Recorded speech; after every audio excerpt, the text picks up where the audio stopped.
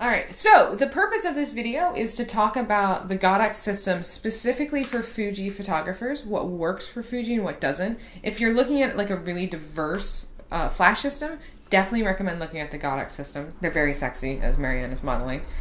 So if you're a Fuji photographer, one of the things you want to keep in mind when you're looking at flashes is you want to get that little F that's on the model number. And if it's like a Sony, it'll be an S. If it's a Canon, it'll be a C. Nikon, N. And the main difference why there's those little letters is because the mount, the hot shoe, is different.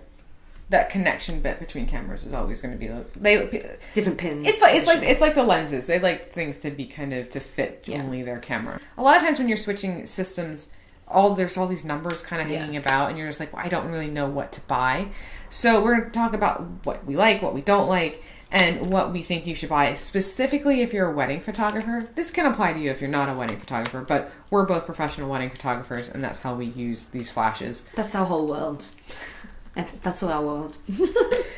I personally really rate the Godox system for Fujifilm just because the price point's really affordable, and also they all interact with each other in a really great way. Yeah, and they also have like a very diverse line of flashes available, so you're not just dealing with just like one flash that's made for the market. You're dealing with several different types of flashes. So you can kind of pick and choose based on what you need and how you use it. There's also several different lineups as far as flashes that you can buy. Do you want to model the first one? We'll go with the smallest to biggest. This is their baby flash, the little one.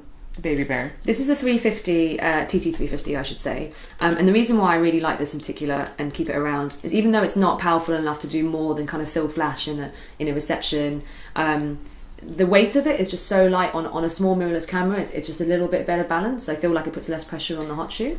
And you can use this as both a trigger or so you can trigger other flashes with it on or off. So that's kind of for me so in my you can head. keep it on your camera as a flash for when you need it, but you could also just keep it on your camera as a trigger, as a radio trigger, and control all of your other flashes. So if you do need a bit of fill, you can just hit the button, turn on a bit of fill, or you could just leave it off. And it's really, I mean, it's a little bit bigger than a standard just trigger itself. Where's the trigger itself? This one. So it is bigger than like a trigger itself. But it does two jobs in one. And they're really reasonably priced. It doesn't take up that much room in your bag. So that's the TT350. It's well worth having one of them in your bag. If you're using the trigger, I kind of feel like then you're kind of adding an extra hot shoe connection that can potentially go wrong or faulty. So if you know that you're going to want to maybe sometimes keep on a little bit of fill flash, emergency fill flash, if like a couple come up to you on the dance floor and say, oh, can I have a picture of me and my girlfriend? And suddenly you have to sort of change what you're doing with your lighting.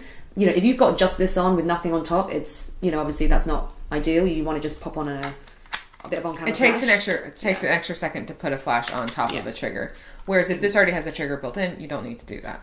So sometimes if I don't want to shoot with a flash on my camera, but I still want to trip others, I'd rather have this sort of lightweight unit as my trigger compared to just keeping this on all the time. So I actually have two of these little ones, and I have two of the slightly bigger ones, which I'll explain in a bit. It's kind of wee, and I can show the size difference that way. It's a lot slimmer as well, as shorter and smaller. And it's also, because it's smaller, it's not as powerful of a flash.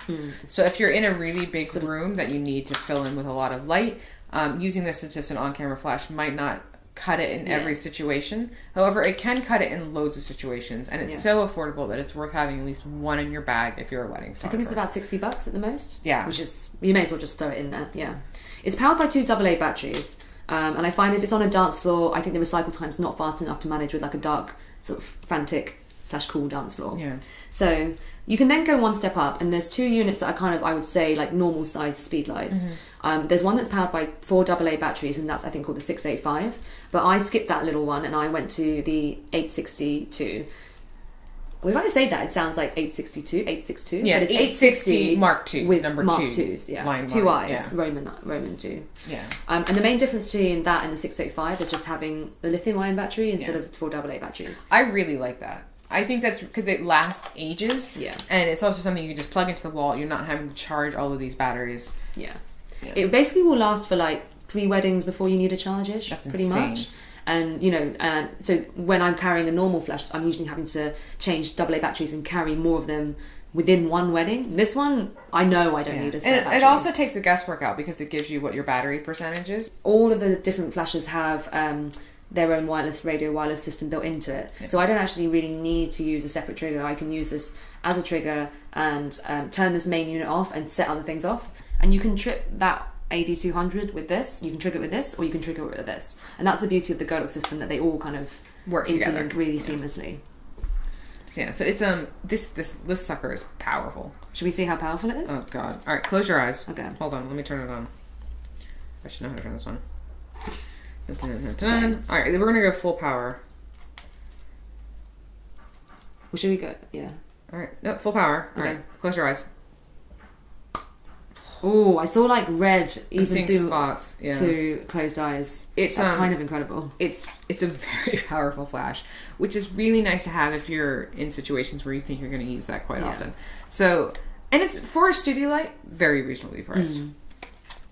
So yeah, so there's this, the AD200, the 860, 350. And there is other flashes they make in their system. I feel like if you're a wedding photographer, these are really the 3 flashes that you're going to be looking at the most. And they all work really, really well, and they're really well built. I feel like it's like the 3 bears in Godox. Yeah. This is like baby bear, that's mama bear, and this is daddy bear? Yeah, pretty much. Okay. Yeah, fair enough. So if you're really into flash and you want to like overpower the sun, you want a daddy bear for sure. Yeah. Mama bear is really great for pretty much everything. Yeah. Because, you know, she's the bomb. Yeah. And baby bear is kind of just like fill in all the little gaps and yeah. Sweet. Cool. Porridge out.